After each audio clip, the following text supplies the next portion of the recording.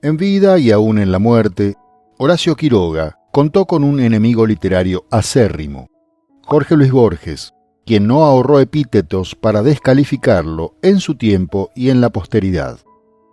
Y bajo su influjo, Bioy Casares no fue menos, hasta definirlo como el peor escritor del mundo, según consta en la entrada del 11 de julio de 1969 de su monumental Borges. Ambos, como muchos otros autores de su época, acusaban a Quiroga de escribir mal, al referirse a su estilo e incluso a problemas técnicos en el desarrollo de sus historias.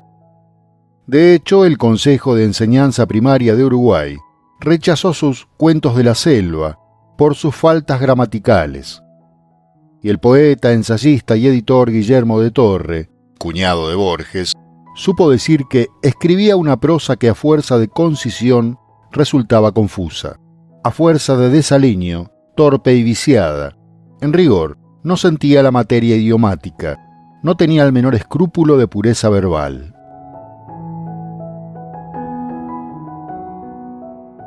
Escrúpulos y pureza verbal que se encontraban en el centro de todos o casi todos los cuestionamientos que le formulaban sus contemporáneos. También las nuevas generaciones de escritores porteños, que cuando Quiroga era un consagrado, recién hacían sus primeros palotes en materia literaria. Y él sabía de esas críticas, según consta en una carta dirigida a César Tiempo.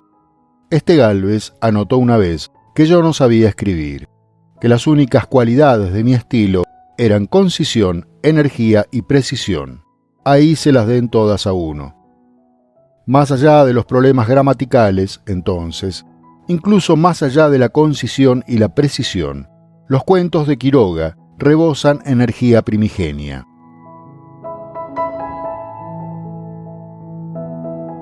El propio Borges, ya adulto, debió reconocerlo, al considerar que sus relatos no impresionan mucho, pero en la memoria sí.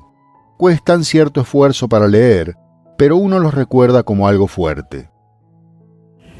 Y bueno, es que sucede que he leído los cuentos de Quiroga, creo que eso justifica no aceptarlo. Sin embargo, esos cuentos, cuando uno los lee, no impresionan mucho, pero después en la memoria sí. Es decir, que Quiroga escribió esos cuentos no para ser, leído atentamente, sino para ser recordado después. ¿Sí? Esos cuentos, cuestan cierto esfuerzo para leer, pero después uno los recuerda como algo fuerte, ¿no?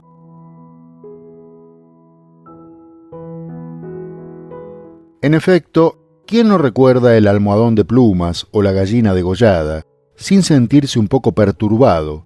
¿O de qué tratan Las medias de los flamencos o Anaconda? Sus historias, que pueden no impresionar en una primera lectura, según Borges, quedan grabadas en la memoria como los clásicos que quizá no hayan sido leídos, pero resuenan colectivamente con toda su vitalidad. Si Joseph Conrad dijo que Guillermo Enrique Hudson era una fuerza de la naturaleza porque escribía como crece la hierba, podemos fácilmente parafrasearlo para hablar de Quiroga. Él también es de esa fuerza, al escribir con todo el poder de la naturaleza misma, caótica, brutal y sin concesiones estilísticas, a la hora de explorar su peligroso salvajismo para interpelar a la civilización.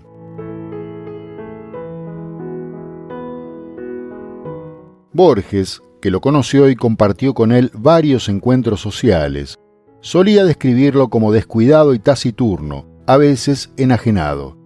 Su cuerpo podía estar en Buenos Aires, pero su alma y su mente permanecían en la selva misionera. Y si alguna vez se lo comparó con Kipling, a quien Quiroga tenía como maestro junto a Poe, Maupassant y Chekhov, llamándolo incluso el Kipling de América, Borges rugió espantado y fue impiedoso ante lo que consideraba una afrenta. Creía que no escribía bien, tal vez aborreciendo ciertos énfasis de Quiroga, como cuando dice en un cuento de su personaje: va a morir, fría, fatal e ineludiblemente va a morir. Es que la muerte como fatalidad también fue un énfasis innecesario en la propia vida del uruguayo.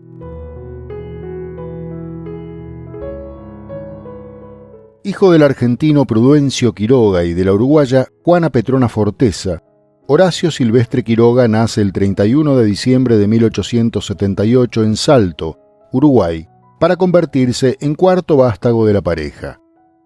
Ya desde pequeño su vida puede contarse como un folletín sangriento, por el que un hipotético autor sería acusado de exagerar y hasta de sobreactuar sucesivas tragedias casi imposibles. Cuando Horacio no tiene aún 3 meses de edad, su padre muere en un accidente de caza al disparársele la escopeta. La madre vuelve a casarse, pero su padrastro, el también argentino Asensio Barcos, no soporta la parálisis general que sufre y se suicida en septiembre de 1896, cuando el futuro escritor tiene 17 años.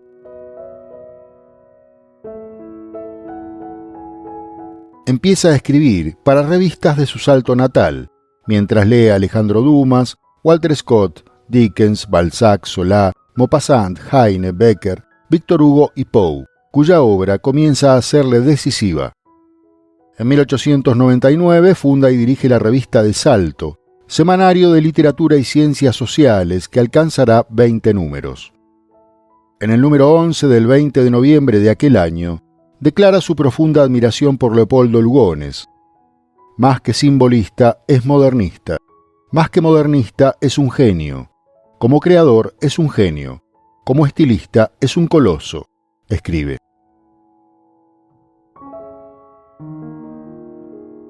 Con el inicio del nuevo siglo, cumple el sueño de todo intelectual rioplatense de entonces.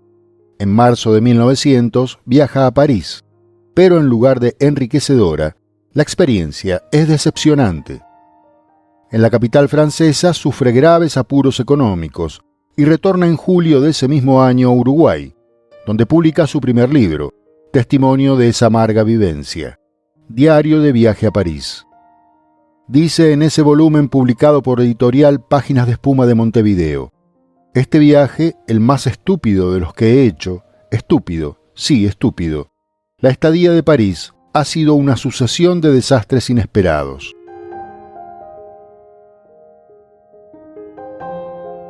Editado por El Siglo Ilustrado, de Montevideo, en 1901 publica su primer libro de prosas y poemas, Los Arrecifes de Coral, de estilo decadente y simbólico. No obtiene buenas críticas de sus contemporáneos, pero la publicación de sus primeras ficciones causa gran alegría a Quiroga, iniciando así su carrera literaria. Alegría que, sin embargo, le dura muy poco. Ese mismo año fallecen en el Chaco 2 de sus hermanos, Prudencio y Pastora, víctimas de la fiebre tifoidea. También, en 1901, otro hecho sangriento lo hunde en la depresión. Mata a uno de sus mejores amigos, Federico Ferrando, quien quería batirse a duelo con el periodista montevideano Germán Papinizás. Preocupado por la seguridad de Ferrando, Horacio se ofrece a revisar y limpiar el revólver que usará en la disputa. Se le escapa un disparo que impacta en la boca de su amigo, matándolo instantáneamente. Demostrada la naturaleza accidental del trágico suceso y declarado inocente, Quiroga decide dejar su país para trasladarse a la ciudad que en ese momento es la capital sudamericana de la cultura, Buenos Aires. Tiene que cambiar de aire, explorar otros horizontes en busca de los estímulos que no encontró en París, donde solo halló hambre y desesperación.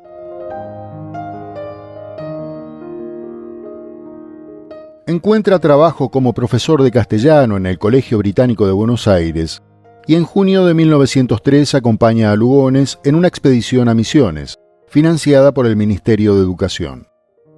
Consumado fotógrafo, Quiroga documenta en imágenes las ruinas jesuíticas y, lo más importante, descubre la selva misionera, con la que quedará fascinado para siempre. En enero de 1904 viaja al Chaco argentino para encarar un proyecto comercial que, como todos los que inicia, terminará mal. Quiere producir algodón. Su romanticismo e improvisación lo llevan al fracaso.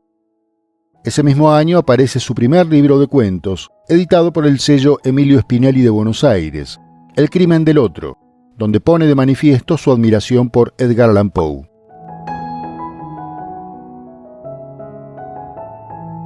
El relato Los Perseguidos, fruto de su primera experiencia en Misiones, es publicado por la editorial de los hermanos Moen de Buenos Aires en 1905. Año clave para Quiroga. El almohadón de plumas aparece en la popular revista porteña Caras y Caretas, que en lo sucesivo publicará otros de sus relatos, convirtiéndose así en un cuentista requerido y reconocido por miles de lectores. Por esa época comienza a detestar el modernismo, que lo tenía como uno de sus precursores, y cambia de preferencias literarias por autores como Anatole France, Gorky, Turgenev, Flaubert, Dostoyevsky y sobre todo Kipling. Autores que alternará hasta el final de su vida, con lecturas de manuales técnicos sobre mecánica, física, carpintería y artes manuales en general.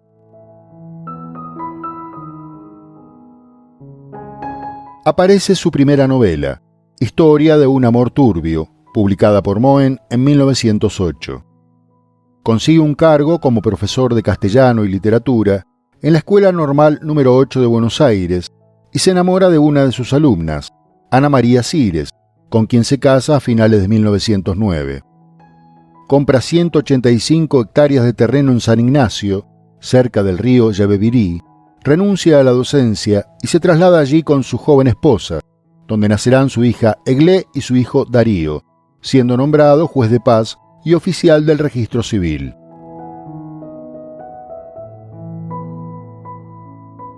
Más que a escribir, en Misiones pone todas sus energías en nuevos emprendimientos que también fracasan, como el cultivo de yerba mate y la producción de vino de naranjas, y con el inicio de la Primera Guerra Mundial, se dedica a fabricar carbón.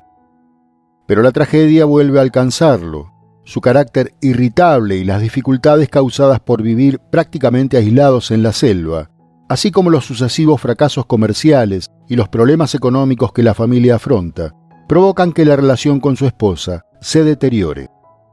Hundida en la desesperación, Ana María se suicida a finales de 1915, ingiriendo una sustancia empleada por Horacio en el revelado de fotografías. Muere tras 8 días de terrible agonía.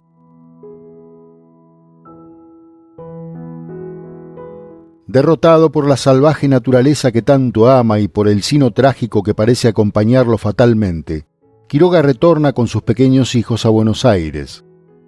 Entre 1917 y 1920 es nombrado sucesivamente secretario del Consulado General de Uruguay en Buenos Aires, cónsul de distrito de segunda clase y adscrito al Consulado General. Es en ese período que publica sus libros más célebres, Cuentos de amor, de locura y de muerte, en 1917, y Cuentos de la selva, en 1918, basados en las historias que cuenta a sus hijos mientras están en la selva, ambos editados por la Sociedad Cooperativa Editorial de Buenos Aires. Vuelca en ellos toda la frustrante, amarga y a la vez exultante experiencia ganada durante su estancia en Misiones, de donde la mente del escritor parece no querer salir, según hará notar Borges en años posteriores.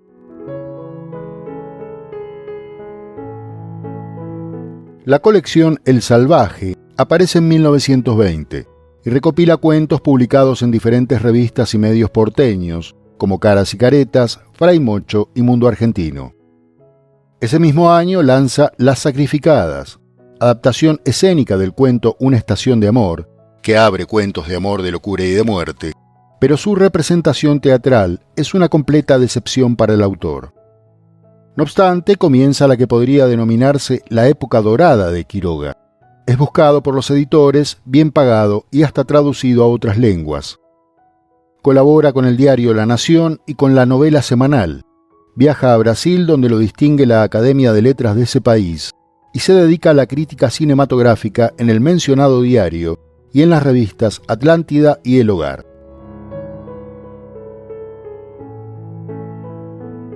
En 1921 da imprenta a la colección de cuentos Anaconda, editada por la Agencia General de Librería y Publicaciones de Buenos Aires, y en el 24 aparece otra colección, El Desierto, bajo el sello Babel. El mismo que edita Los Desterrados, en 1926, libro considerado por la crítica contemporánea como el mejor de Quiroga, según destacan Noé Gitric y Rodríguez Monegal, entre otros. Son 8 cuentos con un denominador común, la muerte como omnipresencia. En realidad, un tema que, como se dijo, atraviesa toda la obra del escritor nacido en el Salto uruguayo. Por esos años, además, regresa a la selva misionera, donde se dedica a la carpintería y construye Gaviota, embarcación con la que es capaz de bajar por el río desde San Ignacio hasta Buenos Aires, entre otras expediciones fluviales.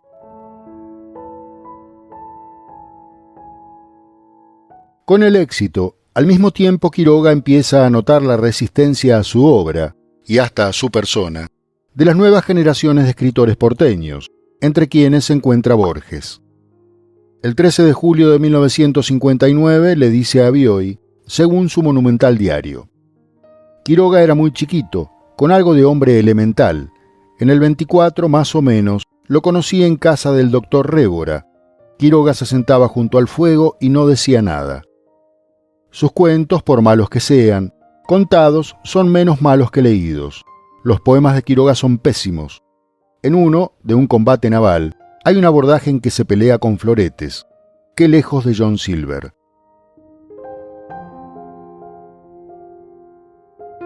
En 1927 conoce a María Elena Bravo, una compañera de su hija Eglé. Ella tiene 20 años, él 49. Se enamoran y, no obstante la oposición de la familia de la joven, se casan y en abril de 1928 nace Pitoca. Vuelven todos a San Ignacio, con Horacio decidido a comenzar un nuevo emprendimiento comercial: criar y domesticar animales salvajes. Se inicia así otra época muy dura para Quiroga y su familia. Vuelven los problemas matrimoniales y son todavía más acuciantes los económicos, por lo que retorna nuevamente a Buenos Aires.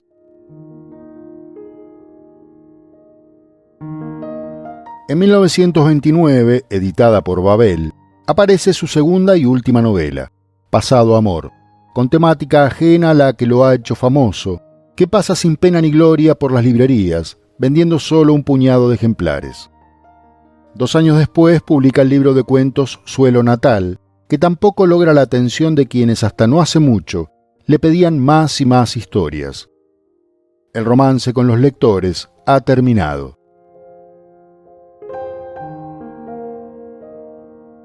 A partir de 1932, Quiroga se radica por última vez en Misiones, junto a la esposa y su tercera hija, en el que iba a hacer un retiro definitivo con la selva como escenario idílico. Consigue que le trasladen allí su cargo consular, pero el nuevo gobierno uruguayo lo deja cesante y sin sustento, lo que provoca una nueva crisis en su vida.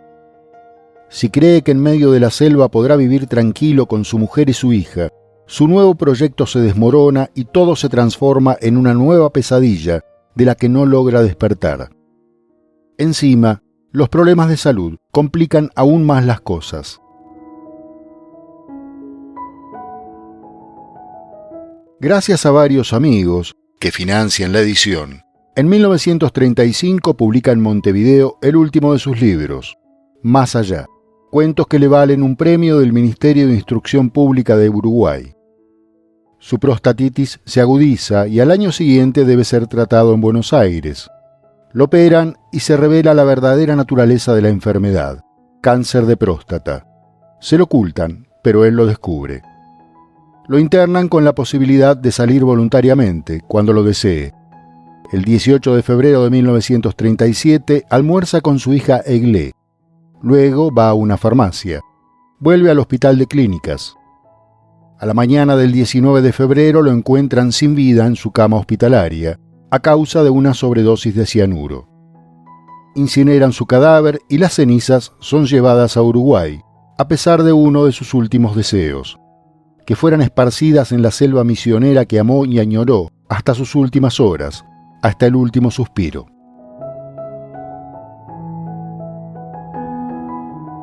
Lugones, a la salida del velatorio de Quiroga, dijo: «Todavía me cuesta creerlo.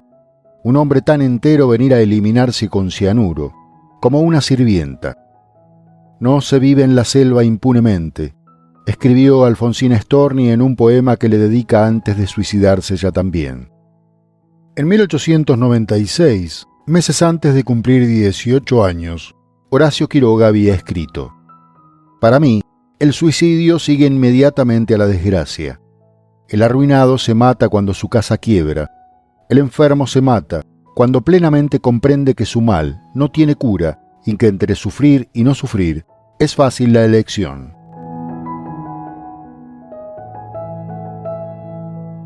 Espero hayas disfrutado de este informe y no olvides dejar tu comentario sobre la vida y la obra de Horacio Quiroga. Compartir el video, darle me gusta, suscribirte al canal y activar la campanita de notificaciones. Y por favor, seguí mirando alguno de los videos que se recomiendan al final de este. Muchas gracias.